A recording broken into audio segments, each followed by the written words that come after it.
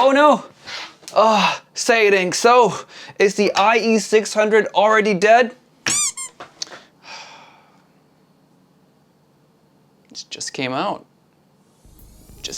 Hey friends, welcome back to another video on Giz Audio, and yes, I'm gonna leave the screen like this, cinematic DMS here. But yes, I did go and demo the Sennheiser IE200 today alongside a lot of other IEMs as well. So in today's video, we're gonna go over all of those impressions, starting with, of course, the IE200. So quick disclaimer, of course, as I do with all these videos, this is a first impression video. It's not a review, it's not my final thoughts. So I don't want to see people in the comments going, "How dare this guy reviews IEMs of just 1 or 2 songs, what an amateur, he sucks, don't trust this guy, oh my god." And if you're wondering if you do sound like that, yes, you do. Now on to the impressions, the IE200. How does it sound in comparison to the IE600 and also the IE900? I did go and demo the IE900 again at the store just to compare. As for the IE600, I own that one personally and I love it. One of my favorite IEMs, I rank it pretty highly. IE600. So how does the IE200 sound compared to IE600 and IE900? The IE200 sounds to me like a baby IE600. Honestly, there's so much in common between the two IEMs that it really just feels like a budget-fied IE600. And budget-fied in this case is not like a huge downgrade from IE600 either. In tuning, it has a bit of differences in the bass department especially. The IE600 to me felt like it has more sub-bass or more bass presence overall than the IE200. The IE200 came across more balanced to me, but for the rest of the tuning, they're rather similar. I feel the IE200 just falls a little bit short in the overall vocal clarity in comparison to the IE600. But beyond that point, I legit have nothing to criticize it. Nothing. It is a budget-fied IE600, but to put into context, the IE600 is $700. The IE200 is retail $150 MSRP USD. So with the price difference of $550, it's really hard for me to go tell people that, hey, the IE600 is better, should go for this one instead. When the IE200, though performance-wise, does sound less technical, less clear than the IE600, but it's not by a big enough margin to justify a jump of $550 over to the IE600 side. The IE200 is very competent and probably among some of the most competent IEM around this price range. Yeah, I'm pretty confident of saying that, even if it is just first impression. So now I'm gonna introduce a new scoring system for these first impression videos. If I like something upon first impression, it gets a star. And a star means that it's worth the demo time. It's worth going out of your way to find this IEM to try out. And if it gets an X, it means that I don't really care for it. You can skip this one, it doesn't really impress me. And the IE200, of course, gets a star. It's absolutely worth the demo, and for me, if you've been wanting to try an IE600 and it's just too expensive for you, the IE200 is definitely a good, solid alternative option, and I already ordered one for myself as well. Mine will arrive after January 31st. It is on pre-order, and once it does, I'll do a proper review of it and also graph it on the Squig, of course. Oh, forgot to compare to the IE900, which I also demoed today as well. And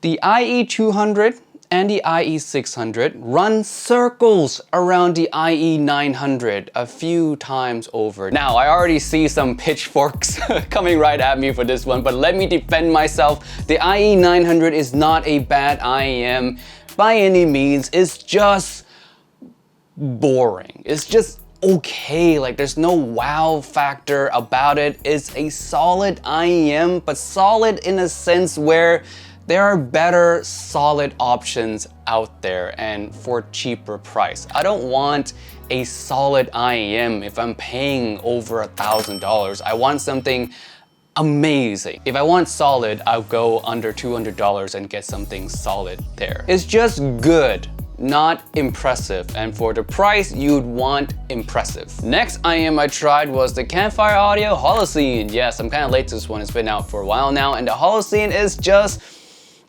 so, more meh than good. It has some decent qualities, as in the upper mid-range and the treble area is somewhat alright, but the big cons of it comes in the lower ranges, like the bass and lower mid-range. It's just not that well controlled, and the bass itself is not really well defined. All in all, just not good. The timbral qualities of some vocals and instruments are affected by this bass invasion. Overall, just comes across meh.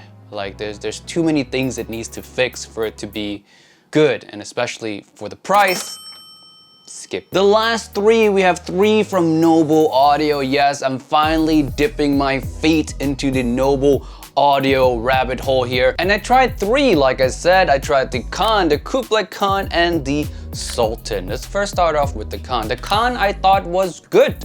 I quite enjoyed the tuning of it. It has more of a sub-bass focus, not a lot of mid-bass, so that's already gonna be a big no for a lot of people out there. The lower ranges are very clean sounding, to the point of it maybe sounding a little bit lean. The upper frequencies is definitely the focus of this IEM, the upper mid-range, and especially in the treble area. And for me, it sounded pretty analytical, referencey, detailed, that kind of signature, which I quite enjoyed. So this one, I give it a star. I liked it. It's good, though how good, I would have to really go back and spend some extra time with it. But so far, I quite like this signature. Next is the Kublai Khan. Now, Kublai Khan just sounds like a thick version of the Khan. It added more low end, more mid bass, and got rid of the leanness that the original Khan has. The treble is also